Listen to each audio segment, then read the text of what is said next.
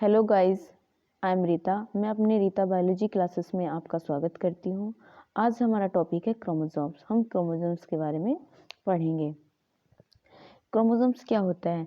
Chromosome जब interphase stage होती है उस समय जो क्रोमेटिन थ्रेड होते हैं उपस्थित होते हैं वो एक नेटवर्क की तरह कार्य करते हैं जिसे हम क्रोमेटिन रेटिकुलम कहते हैं।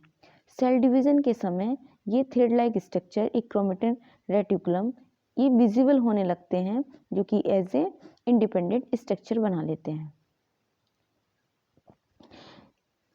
तो during interphase chromatin thread are present in the form a network called chromatin reticulum. At times of cell division, these thread-like structure of chromatin reticulum become visible as independent structure. बात करते हैं chromosomes को सबसे पहले किसने discover किया था और इसका नाम किसने दिया था। तो firstly Strasburger 1878 saw thread like structure in nucleus. Nucleus के अंदर स्टार्सबर्गर ने 1878 में थ्रेड लाइक स्ट्रक्चर को देखा जिसे Waldeyer 1888 gave the name of chromosome to this structure, जिसे वाल्डेयर ने इस स्ट्रक्चर को क्रोमोसोम्स नाम दिया। The number of chromosomes is fixed in a species. जो क्रोमोसोम्स की संख्या होती है प्रत्येक स्पीसीज में फिक्स होती है। Like for example Pisum sativum, जैसे 2n का मतलब होता है डिप्लॉयड 14 और n मीन्स को शो करते हैं हैप्लॉइड से मीन्स 7। अगर सिंगल गैमेट की बात करें तो 7 होते हैं, अगर पेयर में बात करें तो ये 14 होते हैं। एलियम कैपा ये प्याज का बॉटनिकल नेम है। पाइसम सटाइवम ये मटर का बॉटनिकल नेम है। तो एलियम कैपा इसमें 2n ये 16 क्रोमोसोम्स होते हैं प्याज के अंदर। हैप्लॉइड की बात करें तो ये होते हैं 8। In somatic cell chromosomes number, somatic cell में क्रोमोसोम्स नंबर डिप्लॉयड होता है मीन्स 2n होता है। While in gametic it is a haploid n, मतलब सिंगल होता है, जबकि जो गैमेट है वो सिंगल होता है उसमें हैप्लॉइड, उसे हैप्लॉइड कहते हैं। बात करते हैं नंबर की।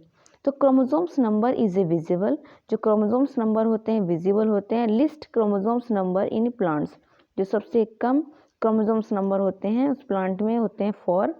इन हैप्लोपेपस ग्रेसिलस, ये कंपोजिटी फैमिली का सदस्य है।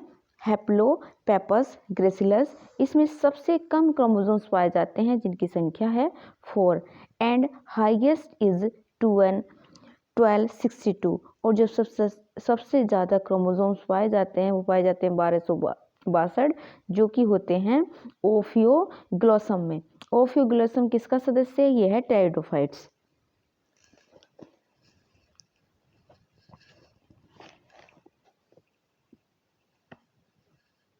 इन ए प्रोटोजोन्स, प्रोटोजोन्स में ये रेडुलियन या एल्यूकैंथा होते हैं। द डिप्लॉयड नंबर इन 1600 मतलब कि 1600।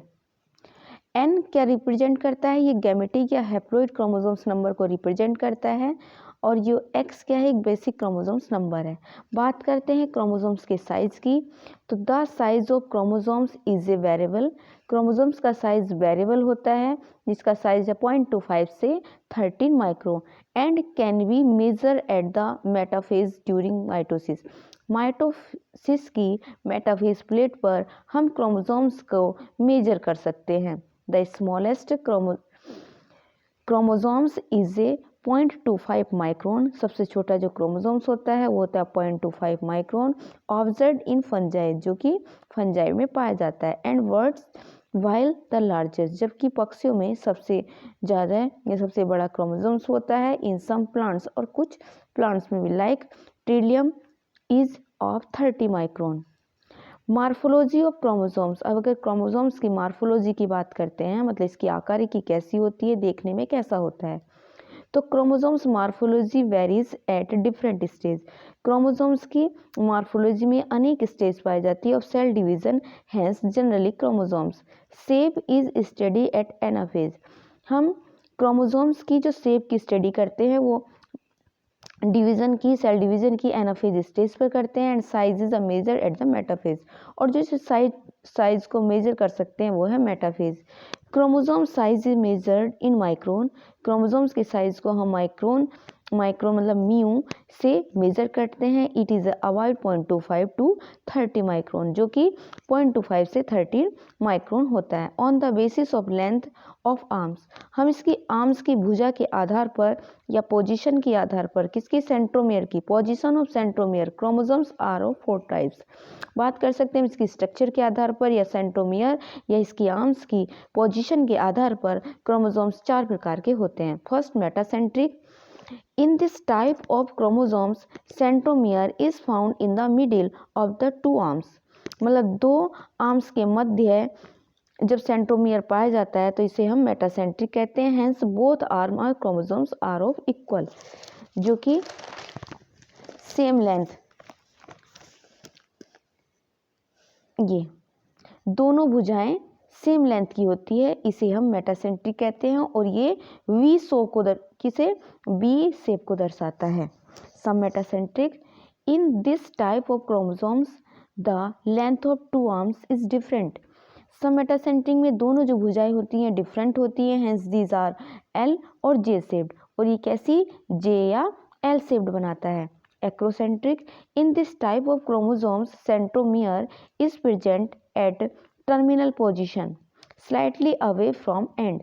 मतलब कि जो ये सेंट्रोमियर होता है इसके एंड से ये, मतलब कि एंड सिरा गायब होता है, बहुत कम दिखाई देता है। Because of which one chromosomes has a long and another a very short arms. These are rod shaped. ये rod shape मतलब एक छोटी होती है और एक बड़ी होती है, जो कि रोड शेप दिखाता है। टीलोसेंट्रिक। टीलोसेंट्रिक में सेंट्रोमियर की पोजीशन जो है इज ए टर्मिनल पर होती है। Because this chromosomes are is absent, मतलब इसमें एक भुजा एब्सेंट होती है और एक भुजा प्रेजेंट होती है। और ये भी कैसा होता है, this are also rod shaped, ये भी रोड शेप्ड का होता है। बात करते हैं स्ट्रक्चर ऑफ क्रोमोसोम्स, क्रोमोसोम्स की स्ट्रक्चर की। हम क्रोमोसोम्स की स्ट्रक्चर की स्टडी कल करते हैं। आज के लिए इतना ही। Thank you.